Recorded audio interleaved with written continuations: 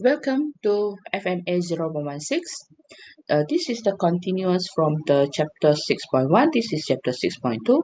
In chapter 6.2, we're going to discuss remainder theorem, factor theorem, and the zeros of the polynomial. Okay.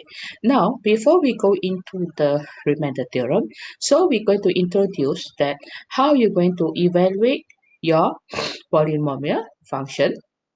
Okay, how you want to evaluate polynomial function is very simple. The first one is you just substitute each of the x inside there with the value provided. Okay, so example, if you have a function 2x minus 5x squared plus x minus 15, and you want to evaluate when your x equals to -2 or x equals to 0 or x equals to 3/2, what you need to do, okay, we just rename the function as a px. So when I want to know about x equals to -2, so I just substitute the place with x with a p -2. So whenever I see the x, I will replace as a -2.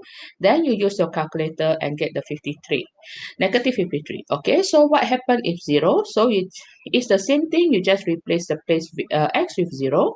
And then, okay, then this one is the question that people tend to get wrong, because they will be just thinking when x equals to 0, everything is 0. Not necessary, because -15 doesn't consist of x, so it will remain as a -15.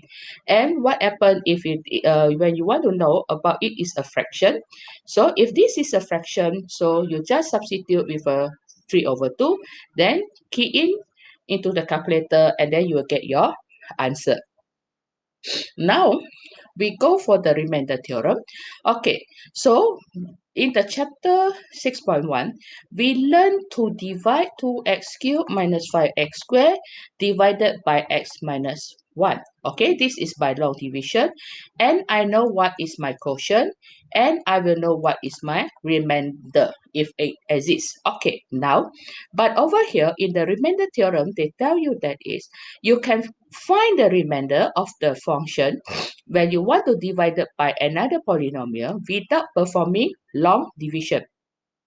But in this context, you will only know the remainder. You will never know about the quotient. So what the remainder going to tell you that is, remainder theorem tell you, when a polynomial px is divided by a linear, okay, and this linear must be in the form of x minus a.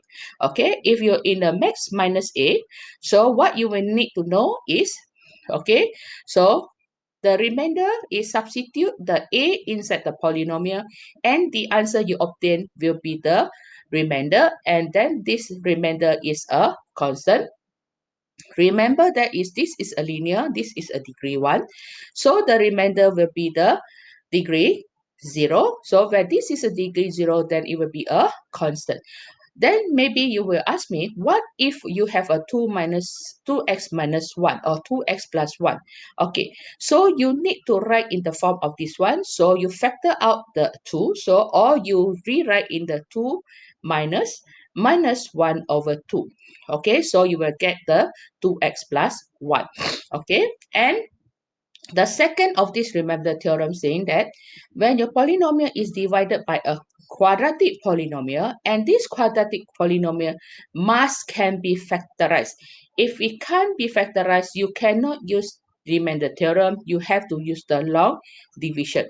And if you divided by a quadratic polynomial, your remainder arbitrary that you should put as an ax plus b, because quadratic polynomial is a degree 2, then this one is a arbitrary of the degree 1. Okay, although maybe later on you found that your a is 0, it doesn't matter, as long as we have to name it as an ax plus b. Okay, so we're going to look at the example which our function, okay, our function, our polynomial 2x cubed minus x squared plus x minus 1 is divided by, okay, these two are the example of a linear, and then the second two will be the quadratic. Okay, now, so what happened to the first one? The first one, x minus 2, is the typical tally with what is the theorem said, is in the form of x minus a.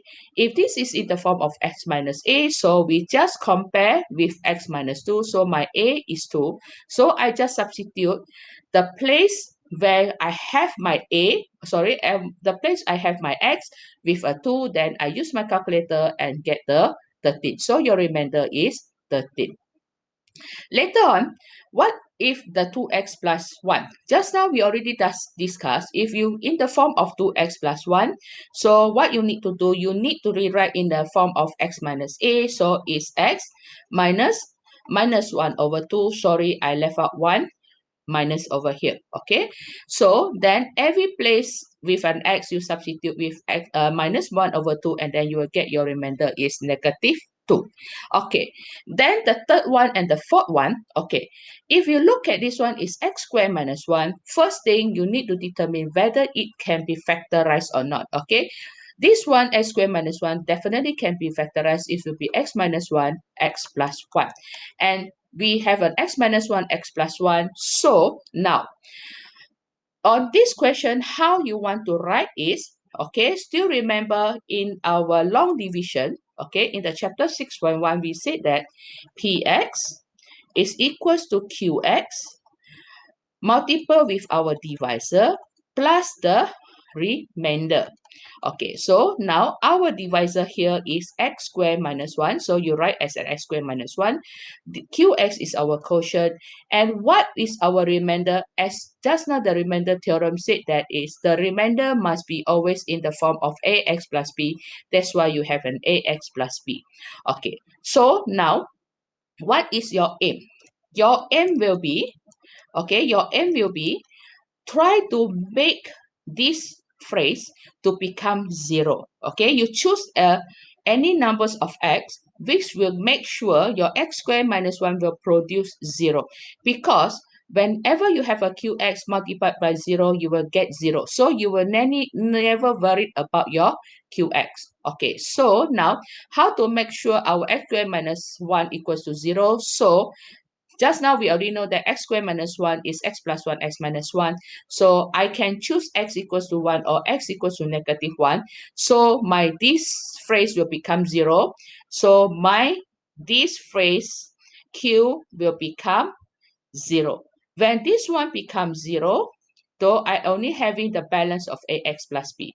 So as usual, you substitute the value of 1 on the left hand side and the right hand side, and then you have your first equation. Okay, you have your first equation a plus b equals to 1, and then your second equation negative a plus b equals to negative 5. And use your calculator to solve this simultaneous equation, and you obtain the a is 3 and your b is negative 3. So your remainder will be 3x minus 2.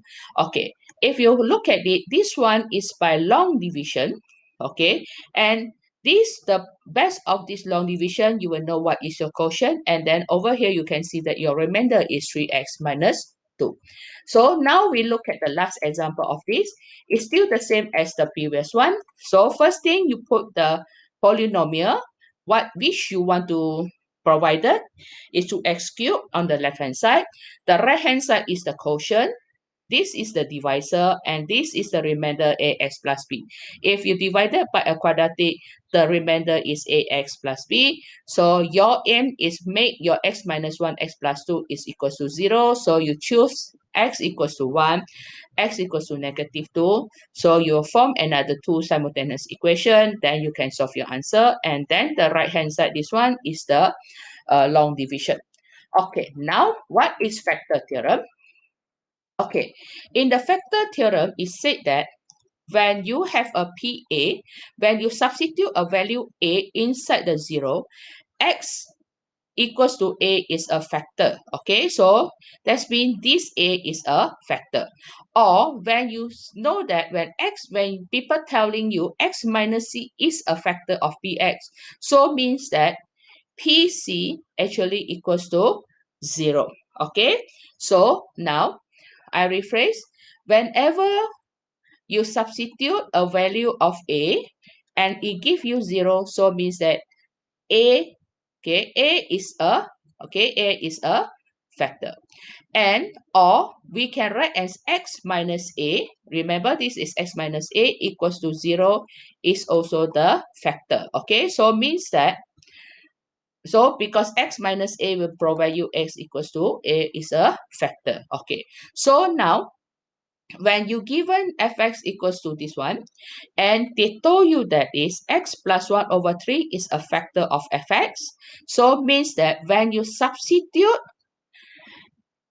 negative 1 over 3, okay, it will give you 0. Okay, when you substitute x negative 1 over 3, they will give you 0. Okay, so this will be the factor theorem. And then you just substitute everything inside, you will can find your A. Later on, the second part of it, the question said, hence, x minus 2 is a factor for fx. So how about x minus 1? Okay, so you substitute 2. Okay, hence is x minus 2, is it a factor? So you substitute what? You substitute 2 inside and you substitute 1 inside, and then you check. When f2 is give you 85 not equals to 0, so your x equal minus 2 is not a factor. When you substitute 1, it gives you 0, that means your x minus 1 is a factor. This is how you find a factor. And lastly, they ask you to factorize completely. Okay, so since I already know that x plus 1 over 3 and x minus 1 are my factors, so what I do is I just multiply them. Okay, this is my multiplication. And I use the long division. Okay, and since they are both a factor, definitely will get the remainder as 0. So I have the 3x squared at my quotient. So next I factor out my 3x squared plus 9 plus 6. So I will get the complete set of factor. Okay, now the next one actually is the zeros of the polynomial. Okay, so just now we already know that I have my fx. Okay, then I rewrite in the form of factor. When I equal the fx equals to 0, then I solve for the 0. So I have my x equals to 1 over 3, negative 2, 1 and negative 2. This is called 0. Okay, this one is called factor. Okay, now this is the one I will tell you what in the class later. So this is a exercise also I will discuss in the class later. Okay, 6.3 will be in the next video.